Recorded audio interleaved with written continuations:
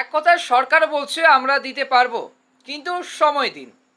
ঠিক আছে, সরকার অর্থনৈতিক চাপের কথা বলতেই পারে, কিন্তু আমরা যারা কর্মচারী, আমরা কি জানি না আমাদের মাসে মাসে ডিএ না পেলে বাজারে টিকে থাকা কতটা মুশকিল বা কঠিন? আমাদের তো দোকানদার বলে না আপনার ডিএ মেলেনি, ঠিক আছে, চাল ডালটা বাকিতে নিন। রাজ্যের আরেকটা দাবি শুনুন, ডিএ বাধ্যতামূলক নয়, এটা মৌলিক অধিকার। আচ্ছা বন্ধুরা, ডিএ কি? ডিএ মানে মহার্ঘ ভাতা, মানে মুদ্রাস্ফীতির সমালোচনার একটা সামান্য চেষ্টা।